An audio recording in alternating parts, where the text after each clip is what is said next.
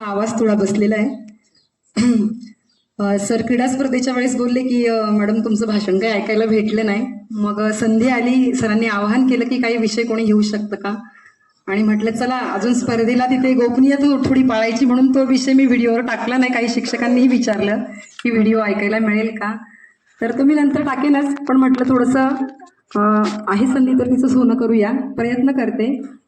विषयाला मी सुरुवातच करते. सन्माननीय व्यासपीठ उपस्थित सर्व शिक्षक बंधू भगिनींनो, आजच्या शिक्षण परिषदेमध्ये जो सकारात्मक शिस्त हा जो विषय आहे, काही शाळांमध्ये विद्यार्थ्यांवर ज्या शारीरिक शिक्षेच्या ज्या घटना होतात त्यातून समाजामध्ये खूप चिंता व्यक्त होते. विद्यार्थ्यांचं मानसिक आरोग्य, त्यांची सुरक्षा, विद्यार्थी आणि शिक्षकाचं नातं हे अधिक बळकट करायचं असेल तर काय करावं लागेल याच्यावर विचार झाला आणि मग जन्म झाला सकारात्मक शिस्त या संकल्पनेचा. आणि या अनुषंगाने आपल्या राज्यामधील सर्व जिल्हे, तालुके आणि केंद्रांवर नोव्हेंबरच्या शेवटच्या किंवा डिसेंबरच्या पहिल्या दुसऱ्या आठवड्यामध्ये ही विशेष शिक्षण परिषद आयोजित केली गेली. मला वाटतं राज्यस्तरावर हा सगळ्याच परिषदांमध्ये हा विषय घेतला जाणार आहे. विषय 45 मिनिटाचा आहे. तर मला जेवढं बोलता येईल तुम्ही मला शॉर्टकटमध्ये मी करण्याचा प्रयत्न करते. सरांनी तशी सूचना द्यावी की मॅडम आता तुम्ही आटोपतं घ्या, कारण की मी मुद्दे काढलेले. तर गिजूभाई बदेका 19व्या शतकातलं महत्वाचं शिक्षण तज्ज्ञांचं नाव. त्यांनी मुलांसाठी काय करावं याचे काही मुद्दे सांगितलेले आहेत. तुम्हाला मुलांसाठी एक गोष्ट जर करायची असेल तर मुलांना मारणं सोडून द्या. 2 गोष्टी करायच्या असतील तर रागवू नका, त्यांचा अपमान करू नका. 3रं करायचं असेल तर घाबरवू नका, लालूच दाखवू नका. 4 गोष्टी करायच्या असतील तर उपदेश करू नका. आणि 5 गोष्टी करायच्या असतील तर मुलांना काम करायला शिकवा. मागे मनशक्तीचं मी एक सेशन अटेंड केलं होतं आणि त्याच्यातून एक संकल्पना माझ्या लक्षात आली की मुलांना शिक्षक आणि पालकांपासून वाचवण्याची गरज आहे. मला वाटतं हे मुद्दे त्याच्याशी निगडीत होत आहेत. आता येऊया मुलांना शिस्त कशी लावायची. व्याख्या प्रथम समजून घेऊया. मुलांना किंवा मोठ्या माणसांना एकत्र आनंदाने जगता येईल, शिकता येईल यासाठी आवश्यक असलेलं वातावरण निर्मिती म्हणजेच शिस्त, आणि ती सकारात्मक असायला हवी. आपल्याला आपल्या विचारांना जे पटतंय ते आपल्या आयुष्यात यायला हवं, आनंदाने जगता यायला हवं. यासाठी आपण आपला जो सगळा खटाटोप चाललेला आहे, आता सरांनी ज्या आपण काही तांत्रिक बाबी सांगितल्या या सगळ्या मुलांशी निगडीत आहेत. आपण सगळं हे जे करतोय ते मुलांसाठी आहे आणि तेच कुठेतरी बाजूला पडतायत. आता आपण सरांनी जे पण काही विषय सांगितले सगळ्यांचे चेहरे असे पुन्हा तो ताण, मस्त आपण सजून बजून तयारीमध्ये इथे आलेलो आहोत आणि पुन्हा मध्ये शाळेतल्या गोष्टी आठवायला लागल्या. पुन्हा आता असं करायचंय, ते प्रशिक्षण आहे, ह्या सगळ्या तांत्रिक बाबी झाल्या, त्या गरजेच्याच आहेत. तो शासनाला द्यायचा डाटा ते तर आपल्या कर्तव्यातच आहे. पण आता थोडं मानवी शिक्षणाकडे येऊया. ज्यांच्यासाठी हे चाललंय ती मुलं का बरं मग अजून आक्रमक होत आहेत, का समाजामध्ये या घटना वाढत चालल्यात याचा विचार आपल्यालाच करावा लागेल. शेवटी नेशन बिल्डर आपण आहोत. आणि म्हणून मुलांना शिस्त लावायचा प्रयत्न आपण आपल्या परीने करत असतो. किती वेळा सांगितलं तरी मुलं ऐकतच नाही हो. हे वाक्य आपण अनेकदा ऐकलंय काय, आपण अनुभवतोही स्वतः पालक म्हणून सुद्धा, आणि शाळेत तर आपली तीच बोंब असते. आणि मुलं बघा ना, किती सांगितलं पसारच करतात, आवरून ठेवत नाही, दंगा करतात, मारामारी करतात, भांडणं करतात. असे एक ना अनेक आपल्या तक्रारी त्या मुलं ऐकत नाहीच्या पोटातून येत असतात. मग मुलांनी वागावं कसं, त्यांची शिस्तीची चौकट एक आपण तयार करत असतो आणि त्याचं स्वामित्व आपणच घेत असतो. मी सांगितले ना असं वागलं म्हणजे ती शिस्त. पण मुलं ती तर स्वतःच जात्याच एक वेगळ्या स्वतंत्र त्यांची एक विचारसरणी असते, किंवा ते स्वतः त्यांचं ठरलेलं असतं की बाबा मला असं वागायचं आणि मला तसं का वागून दिलं जात नाही. त्यांना स्वतःला त्याची जाणीव नसते. मग आपण काय करतो, शिस्तीच्या आपल्या संकल्पना बोलून किंवा धाक दाखवून किंवा आमिष देऊन आणि मग कधी कधी मारून उत्तरोत्तर हिंसक होत जाणाऱ्या ज्या काय आपल्या ह्या पद्धती आहेत त्याच्याने शिस्त लागते का? तुम्हाला काय वाटतं? मला वाटतं उद्विग्नता जास्त वाटायला येते. आणि पुढे जाऊन पालकत्वाचं ओझं वाटायला लागतं. तुम्हाला घरी सुद्धा अनुभव असेल. माझी मैत्रीण मला बोलते, थांब तुझा मुलगा अजून लहान आहे, थोडा मोठं झाल्यावर तुला कशी उत्तरं देईल ना, मला भीती वाटते. मग मी अजून कसं करायला पाहिजे म्हणजे तो जाता लहान आहे तसाच मोठा झाल्यावर पण वागेल. पालकत्वाची भीती वाटायला लागली आपल्याला. शाळेतल्या मुलांचं तर काय आपण 5 नंतर थोडं विसरून जातो, पण आपल्या घरी पण आपल्याला तेच फेस करायचंय. आज समाजामध्ये आताच मागे मी दिल्लीची एक घटना बघितली. उच्चभ्रू शाळेमध्ये शिकणारा, मला वाटतं शाहरुख खानचा मुलगा तिथे आहे, त्या शाळेतला तो 10वीचा विद्यार्थी, 2 शिक्षिकांनी त्याचं काहीतरी मानसिक टॉर्चर केलं, त्याला काहीतरी अपशब्द बोलले गेले आणि तेही इतर मुलांसमोर. त्या मुलाने काय करावं, वडिलांना सुद्धा सांगितलं नाही. वडिलांची गाडी बाहेर उभी आहे, त्याला घ्यायला तो मागच्या रस्त्याने जातोय, ट्रेन खाली उडी देतोय. आज पैसा, प्रतिष्ठा, पद, एवढा टेक्नोसेवी आपण झालो, इतक्या हव्या नको त्या गोष्टी मुलांना आणून देतोय. मग का मुलं आपल्याला समजत नाहीये. कुठेतरी विकासाकडे जात असताना आपण थोडंसं आता विचार करायची वेळ आलेली आहे. आणि त्यासाठी आजचा विषय आहे सकारात्मक शिस्त. तो समजून घेताना RT अंतर्गत कलम 17 सांगतं की मुलांना मानसिक त्रास किंवा शारीरिक शिक्षा कुठल्याही प्रकारची आपल्याला करायची नाही. कलम 17(1) आणि 2 मध्ये जर असं कुठल्याही व्यक्तीने केलं तर शिस्तभंगाची कारवाई सेवेअंतर्गत त्याच्यावर होणार आहे. हे तर आपल्याला सगळ्यांना माहीतच आहे. मुलांना काय करू नये हे आपल्याला माहित आहे की त्यांना मारायचं नाही, हे सगळं आपल्याला सांगितलं शासनाने, RT सांगतं आपल्याला. पण मग करायचं काय, नेमकं काय करायचं, काय केलं पाहिजे, आतापर्यंत ते का नाही जमून आलं, याच्यावर थोडा विचार करूया. बघा, समानतेवर आधारलेली नाती रुजवण्यासाठी फक्त मुलांसमवेतच नाही तर सहकारी, मित्र, नातेवाईक या सर्वच नातेसंबंधामध्ये एक सकारात्मक शिस्तीचा चांगला उपयोग होतोय. आणि ते ज्यांनी ही संकल्पना मांडली त्या आहेत जेन नेल्सन. अमेरिकन बाई आहे, तिला 7 मुलं होती आणि तिला मुलांना सांभाळताना खूप अडचणी यायला लागल्या की मी नेमकं काय करू. खूप त्रासलेली, पालक म्हणून अगदी ती भेलकांडलेल्या अवस्थेत होती. आणि मग तिने खूप मानसशास्त्रज्ञांचा अभ्यास केला की नेमकं काय करता येईल, पण तिच्या हाती काही तसं लागलं नाही. मग पुढे जाऊन तिला ॲडॉल्फ आणि अजून एक शास्त्रज्ञ आहेत, तर त्यांच्या ज्या काही शिस्ती संबंधीच्या संकल्पना होत्या त्यांच्यावर तिने काम केलं आणि मग तिच्या जे हाती लागलं तिला ती वाट सापडली आणि आईपणाचा आनंद तिला अनुभवता आला. आणि तोच आपल्याला समजून घ्यायचा आहे. बघा, शिस्त लावण्याच्या प्रचलित पद्धती आहेत शिक्षा करणं किंवा काहीतरी बक्षीस देऊन त्यांना मोटिवेट करण्याचा प्रयत्न करणं. आता आपली मोठी माणसंच बघा, जेव्हा आपले सिनियर किंवा वरिष्ठ आपल्यावर रागावतात, काही आरोप करतात, काही सल्ले देतात, तेव्हा आपल्याला कसं वाटतं, नकोच यांच्याशी बोलायला.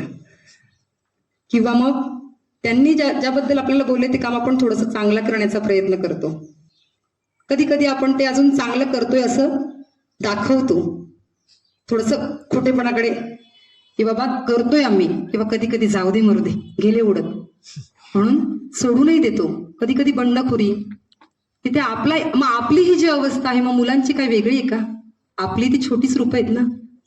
आणि म्हणून प्रत्येक मुलाचा वैयक्तिक विचार आपण करणं गरजेचं आहे. आता ते आपल्याला किती शक्य होईल हे माहीत नाही, ही संकल्पना आपल्यासाठी सुद्धा नवीनच आहे, पण आपण ती समजून घेऊया, रुजवण्याचा प्रयत्न करूया, तरच आपलं पुढचं भविष्य जे आपल्याच हाती आहे ते कसं टिकवता येईल आणि पालक म्हणून आपणही त्याच्यामध्ये किती यशस्वी होऊ, तो प्रयत्न आपल्याला करायचा आहे.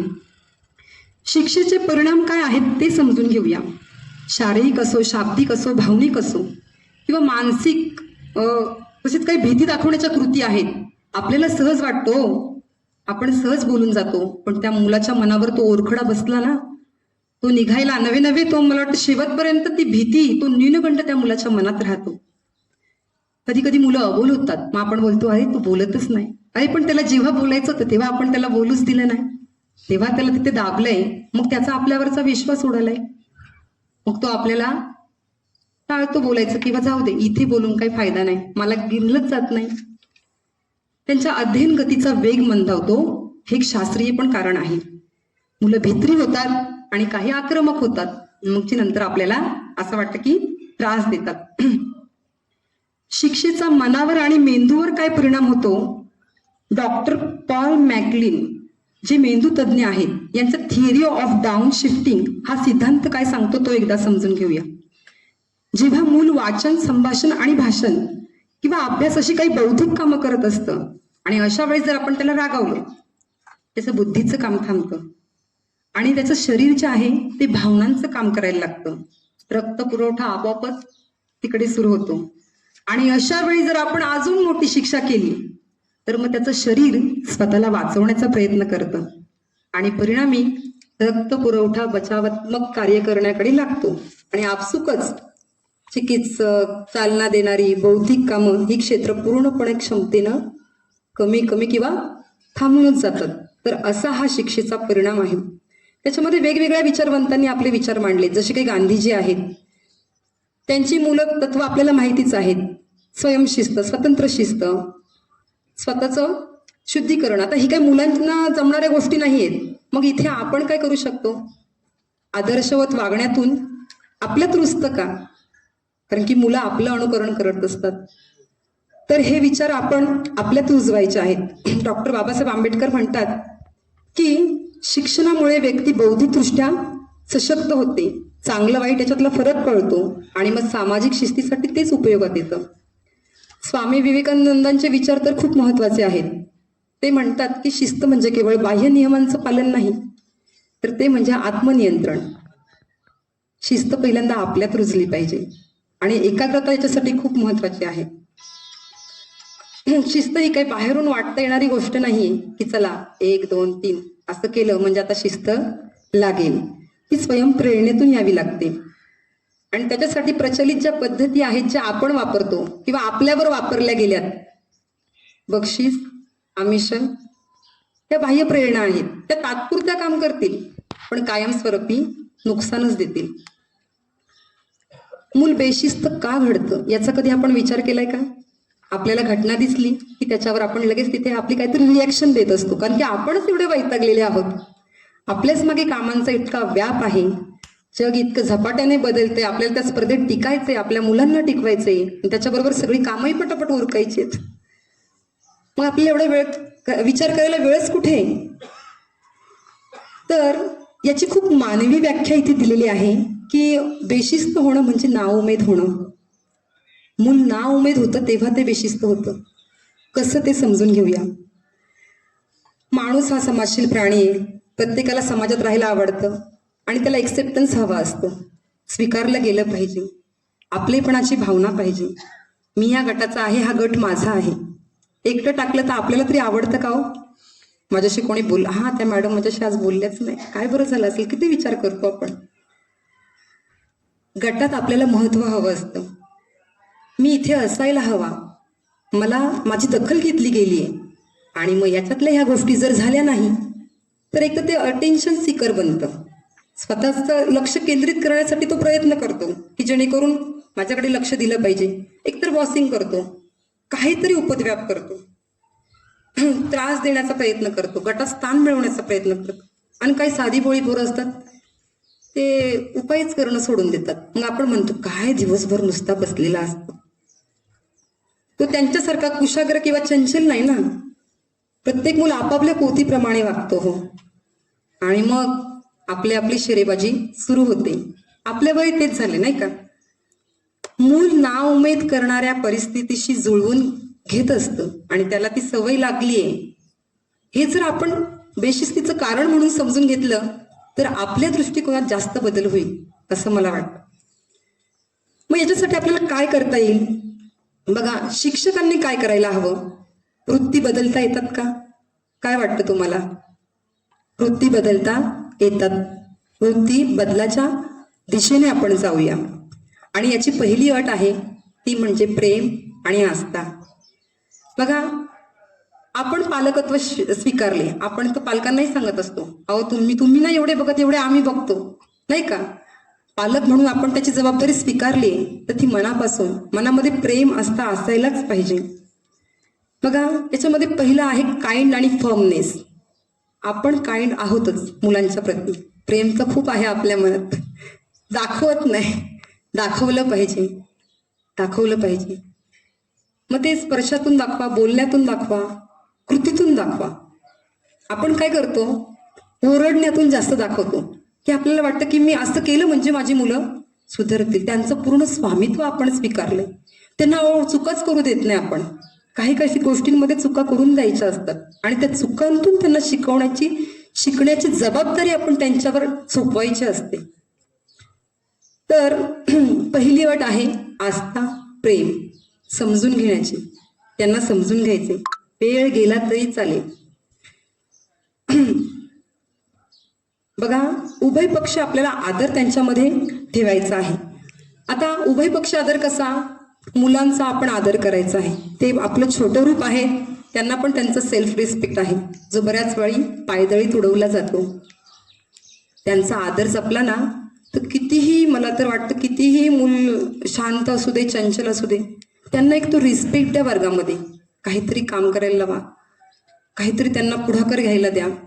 काहीतरी माझं स्थान आहे म्हटल्यावर ती मुलं आपलं रिस्पेक्ट करतात. आणि जर एखादं मुलं असतं हा ना खूप पुढ आहे, हा नाहीच ऐकत, त्याला आदर करायला लावायचा आहे. मी तुझा आदर करतो ना, मग तू कसा करायला लावायचा, मारून मटकून नाही, बोलून. संवाद, चर्चा खूप महत्वाची आहे. संवाद कमी होत चाललाय. कारणं खूप आहेत. मोबाईल जास्त मोठं कारण आहे असं मला वाटतं.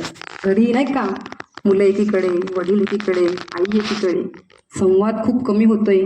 आणि कमी होणारा संवाद हे सगळ्यात मोठं कारण आहे असं मला वाटतं. राग कमी होण्यासाठी आपल्याला तिथे वेळ द्यायचा. एखादी घटना घडलीय, खूप राग आलाय, घटनेचं कारण बऱ्याच वेळा आपण समजून घेत नाही. माझं स्वतःच असं किती ओके ठीक आहे सर, विषय बोलायला खूप आहे आणि मला वाटतं तुम्ही इंटरेस्ट घेतात, पण वेळेचा अभाव आहे. कधी वेळ भेटलाच तर सर पुन्हा एकदा चान्स द्या. ठीक आहे. तर पॉझिटिव्ह टाइम आउट आपल्याला घ्यायचं आहे. स्वतः आपण विचार करूया की आपलं तर काही चुकलं नाही ना. बऱ्याच वेळा आपल्याकडूनच एक धपाटा दिला जातो घरी सुद्धा, आणि मग चुकलं हा माझं, सॉरी असं करायला नको होतं. मग नंतर आपण विचार करतो. तर आपण आपल्याला मुलांवर ठाम विश्वास ठेवायचा की मुलं बदलतील. वेळ जाईल, वेळ द्यायचा आहे, आणि दोन्ही बाजूची पार्टी शांत व्हायला पाहिजे, तेव्हा चर्चा करायची. चर्चेला सुरुवात करतो आपण, मग परत रागामध्ये वाढतं काम. तसं नको व्हायला. समयवर या. त्यांनी आणि आपण दोन्ही मिळून शांततेने हा विचार करायचा. कारण की पौगंड अवस्थेतली मुलं किंवा वरच्या मुलांसाठी तर हे खूप गरजेचं आहे आणि तो विषय खरंच खूप मोठा आहे. त्यांना आपण शिकण्याची संधी देऊया. आता मी डायरेक्ट शेवटाकडेच येते. सगळ्यात महत्वाचं म्हणजे ना एकच आहे की आपण आपला वर्ग इंटरेस्टिंग करूया. ज्यांचा वर्ग आता इंटरेस्टिंग नसतो का आपला, असतो, पण शेवटी आपल्याला पण काही मर्यादा आहेत. पण एक लक्षात घ्या, आता जे धोरण सांगतंय कृतीयुक्त आणि खेळ आधारित शिक्षण, हे जर केलं ना आपलाही ताण खूप कमी होतो आणि मुलंही खूप आनंदाने शिकत असतात. आणि जेव्हा मुलं एंगेज असतात ना, त्यांना इतर गोष्टींमध्ये काही वेगळं करायला वेळ मिळत नाही. आपोआपच सकारात्मक शिस्त लागते. वर्गातील मुलांचे नियम बनवूया, जे मूल्यवर्धन ट्रेनिंगमध्ये झालं. खूप महत्वाचा विषय तो. एक नियमांचा चार्ट बनवूया. मुलांना एकत्र विचारात घेऊन, चर्चा करून, शिक्षाही द्यायची असेल तेही विचारात घेऊन, नैसर्गिक भरपाई तर ते करतच असतात. डबा विसरले तर ते उपाशी राहणार असतात. काही गोष्टी आहेत, पण काही गोष्टींमध्ये जिथे त्यांना आपल्याला शिक्षा होऊ नये द्यायची, जी ज्यांच्या जीवावर बेतेल, तिथे मात्र आपल्याला हस्तक्षेप करायचा आहे. अशा काही बाबी आहेत. पण वर्ग इंटरेस्टिंग करूया. आपली मुलं आपल्या वर्गामध्ये आनंदाने आहेत ना, ती खात्री करूया. त्यांना कंटाळा येतोय, त्यांना जेवणाची वाट बघावी वाटते, याचा अर्थ कुठेतरी काहीतरी कमी पडते. आणि जी मुलं एंगेज असतात ना, त्यांना भूकही लागत नाही, जा रे जेवायला सांगावं लागते. आणि जर असं एंगेज आपल्याला ठेवता आलं ना, सकारात्मक शिस्त आपोआप लागेल असं मला वाटतं. वेळेअभावी माझा विषय इथेच थांबवते. पुन्हा कधी वेळ भेटला नक्कीच आपल्या सेवेत थोडंसं मार्गदर्शन करेल. धन्यवाद सर. मॅडम, एक आपण